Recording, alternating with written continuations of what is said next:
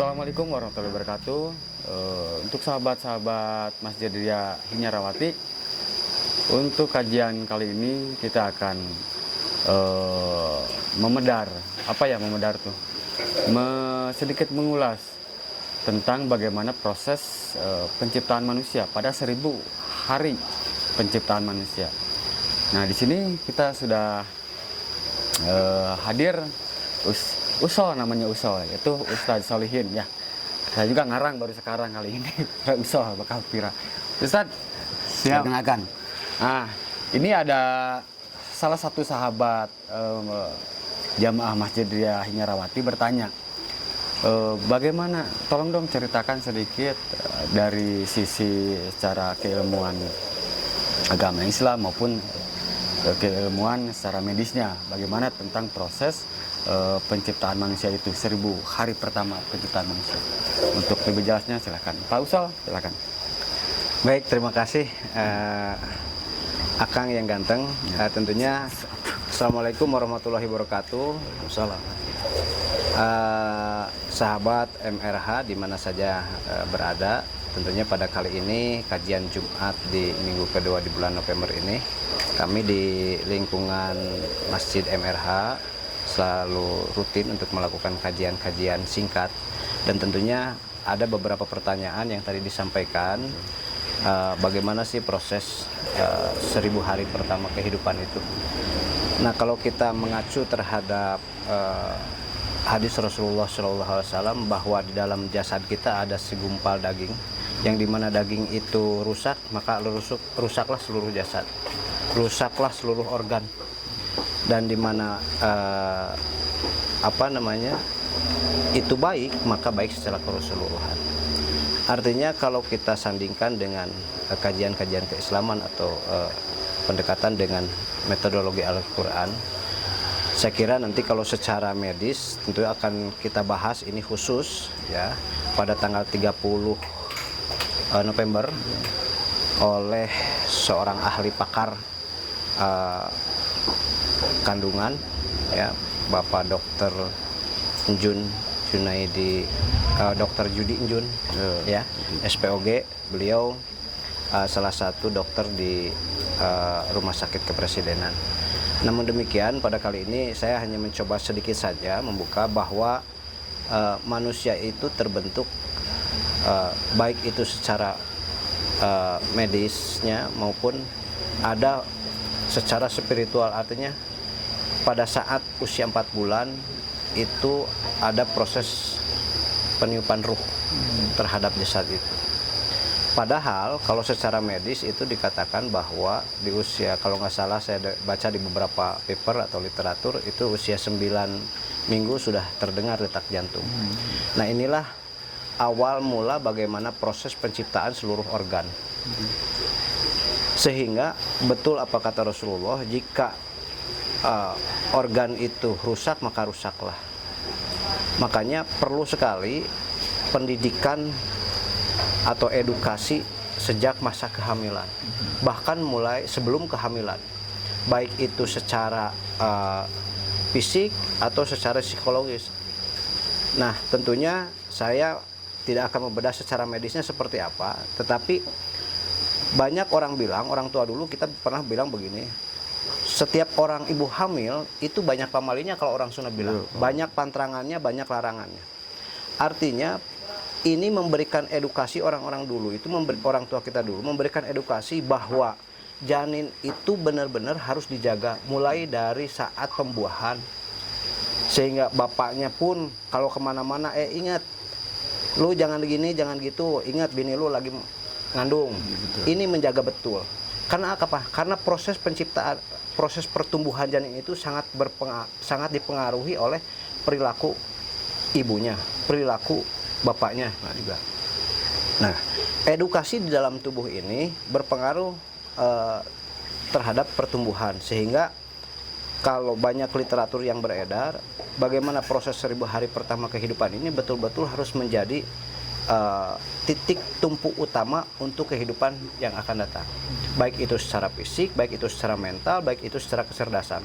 Karena awal mulanya dari jantung yang berdetak itu, ya, yang akan terus memberikan energi dan membentuk seluruh organ-organ yang lainnya, terutama sebelum pembentukan otak itu yang awalnya saya kira dari sini, dari yang namanya yang Rasulullah sebutkan ada segumpal daging yang nantinya kita sebut kolbu, hati dan lain sebagainya, yang terus-terusan berdetak sehingga membuat seluruh jaringan-jaringan tubuh, jaringan-jaringan organ, bahkan neurosistem, jaringan-jaringan otak.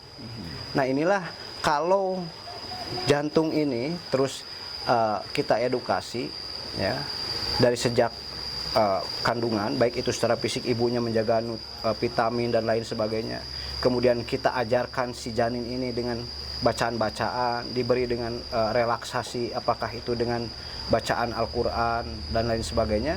Tentunya yang lebih baik tentunya hanya bacaan Al-Quran dan zikir gitu. Makanya ibunya pun harus perbanyak zikir supaya si jantung ibu dan si jantung anak sinkron. Allah, Allah, Allah, Allah, disebut zikir khofi.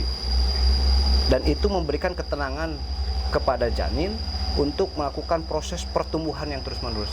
Sehingga alhasil kalau lahir atas kuasa Allah Subhanahu wa taala dalam kondisi normal, maka bayi tersebut akan tumbuh dengan sehat, baik sehat jasmani maupun sehat rohani.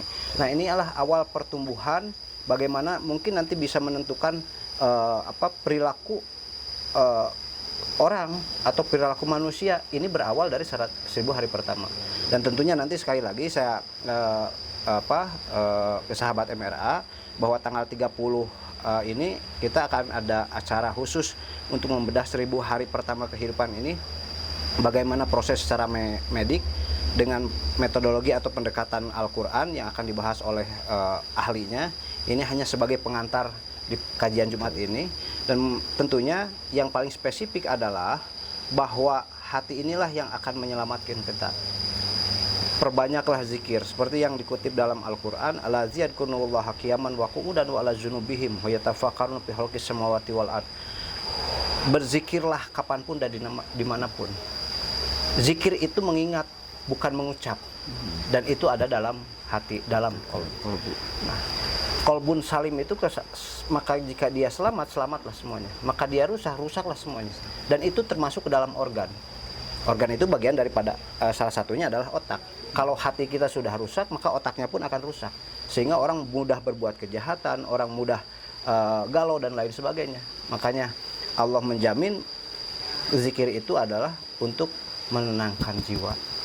Maka perbanyaklah kita berzikir supaya hati kita selamat. Dan hati itu sebetulnya bagaikan lautan, gitu. Kolbun kalbahar. Jadi kalau kita lihat filosofis laut, kalau apapun kotoran yang masuk ke laut itu akan tersingkir ke pantai. Dan itulah hati kita yang sebetulnya. Nah, inilah proses yang harus kita tentukan pada saat masa penciptaan manusia melalui rahim seorang ibu. Baik itu tentang edukasi secara jasmani atau edukasi secara rohani. Edukasi secara jasmani tadi mungkin dengan makan makanan yang sehat, gizi yang seimbang dan lain sebagainya. Kemudian untuk rohaninya perbanyaklah zikir, mengaji dan sebagainya, supaya si janin kita tumbuh dengan maksimal atas ridho dan kuasa Allah Subhanahu wa taala. Saya kira ini mudah-mudahan walaupun singkat saja, tentunya kalau kita mau bedah secara langsung banyak sekali referensi-referensi ayat tentang penciptaan manusia, dan ini perlu kita kaji bareng-bareng. Mungkin di Masjid MRH ini akan secara rutin terus melakukan kajian-kajian itu untuk lebih memantapkan hati kita, terus mengingatkan kita, dan bagaimana terus menggerakkan jantung ini. Setiap detakan jantung ini diisi dengan kalimat Allah, Allah, Allah, Allah, sehingga kapanpun kita menghadap Allah Subhanahu wa taala kita sudah dalam keadaan siap. Dan kemudian juga dengan hati ini, dengan jantung yang sehat, dengan hati yang sehat, tentunya organ kita pun akan terbawa sehat. Karena pemikiran-pikiran kita jauh daripada hasud, ria, dengki, dan lain sebagainya. Jadi satu kata quote hari ini, jangan lupa bahagia, isi hati, kolbu dengan zikir kepada Allah Subhanahu wa taala. Itu saja mungkin Kang untuk Jumat hari ini untuk sahabat MRH. Terima kasih sekali Pak Usong. Nah, begitu sahabat MRA, poin yang bisa kita ambil adalah di 1000 hari kehidupan manusia itu pun merupakan penentu bagaimana seorang manusia akan menjalani kehidupan yang lebih baik. Di antaranya adalah dengan membekali si generasi kita masih di dalam rahim itu dengan zikir ya Pak Ustadz, barusan dengan zikir oleh orang tuanya, karena mau tidak mau anak kita penentu baik dan buruknya anak kita adalah orang tuanya juga, mungkin seperti itu kurang lebih ya Pak Ustadz. Yang utamanya dengan memperbanyak zikir, dan mudah-mudahan tentunya kita semua menjadi pribadi-pribadi yang lebih baik lagi. Ustadz, terima kasih sekali. Mudah-mudahan untuk sahabat MRA yang ingin bertanya langsung silakan bisa berkomentar di sini mengenai kajian singkat tentang keislaman. Assalamualaikum warahmatullahi wabarakatuh.